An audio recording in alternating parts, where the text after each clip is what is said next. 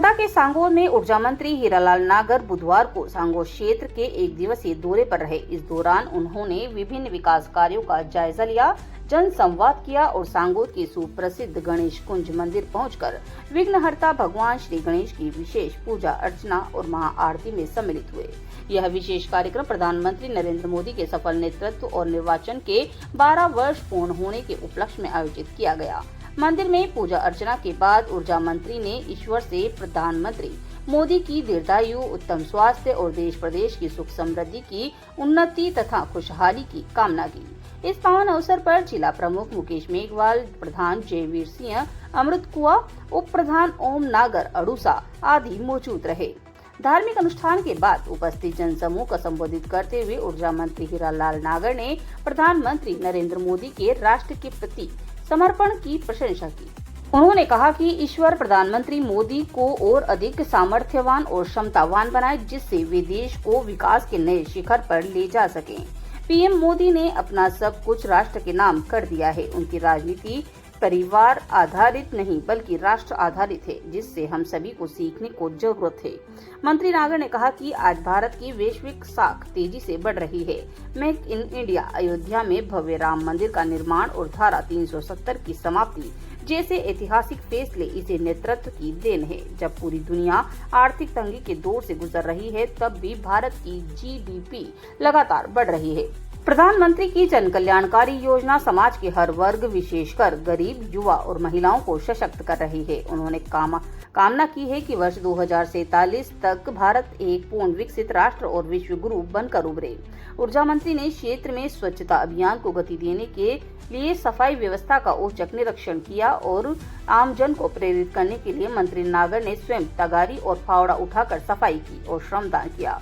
उन्होंने अधिकारियों को सख्त लहजे में निर्देश दिए कि पूरे क्षेत्र को स्वच्छ, सुंदर और प्लास्टिक मुक्त बनाया जाए। सांगोद के बाद वे विनोद खुर्द और कुंदनपुर भी पहुंचे, जहां उन्होंने स्वच्छता अभियान का नेतृत्व किया और ग्रामीणों को स्वच्छता को अपनी सामूहिक जिम्मेदारी मानने को आग्रह किया। ऊर्जा मंत्री नागर ने सांगोद स्थित अपने निवास स्थान पर आमजन और भाजपा कार्यकर्ताओं के साथ संवाद किया। इस दौरान उन्होंने कार्यकर्ताओं और नागरिकों की समस्या व अभावों को बेहद संवेदनशीलता से सुना। समस्याओं में को लेकर मंत्री ने मौके पर ही मौजूद अधिकारियों को उनके त्वरित गुणवत्तापूर्ण निस्तारण के कड़े निर्देश दिए हैं।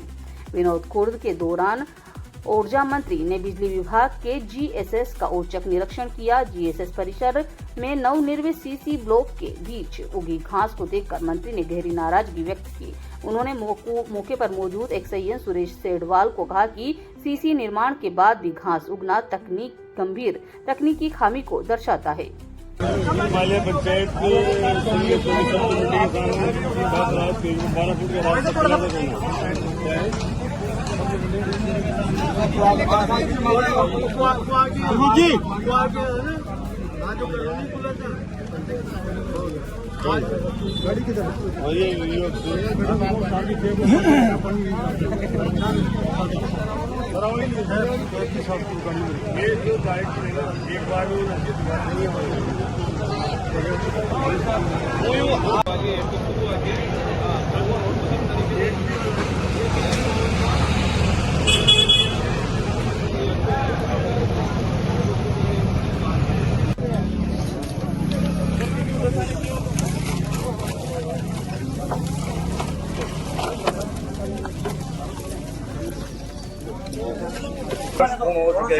क्या कुछ कहना चाहेंगे आप?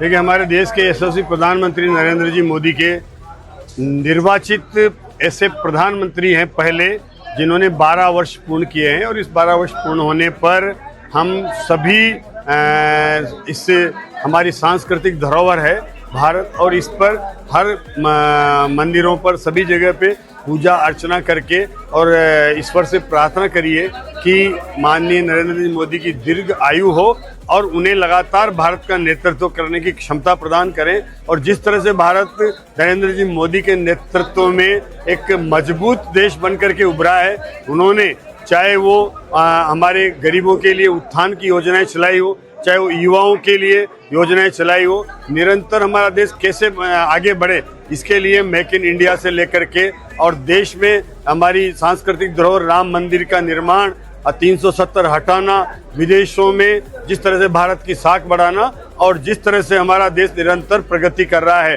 पूरा विश्व आज जिस तरह से एक आर्थिक रूप से तंगी में है, लेकिन भारत लगातार प्रगति में आगे बढ़ता हुआ है और विकसित भारत निरंतर अपनी प्रयासों से, अपनी नरेंद्र मोदी की योजनाओं से आगे बढ़ रहा है, प्रगति कर रहा है। हमारी जीडीपी लगातार बढ़ रही है। तो इस विषम परिस्थितियों में भी भारत आगे को बढ़ाने के लिए नरेंद्र मोदी की योजनाओं के माध्यम से साकार हो रहा है। और अब ऐसी कई शक्तियां जो हमारी आर्थिक रूप से ताकत हमें मिली है उसको निरंतर बढ़ाएं, ऐसा भगवान से, ईश्वर से, गणेश जी महाराज से प्रार्थना किए कि नरेंद्र जी मोदी को वो शक्ति हमेशा मिलती रहे, जो पूरे देश का नेतृत्व, हमें उनके नेतृत्व में देश आगे बढ़ता रहे और देश जो आने वाले 2047 में विकसित राष्ट्र बने, ताकि भारत पूरे विश्व का नेतृत्व करने की क्षमता विकसित करे और विश्व गुरु बने।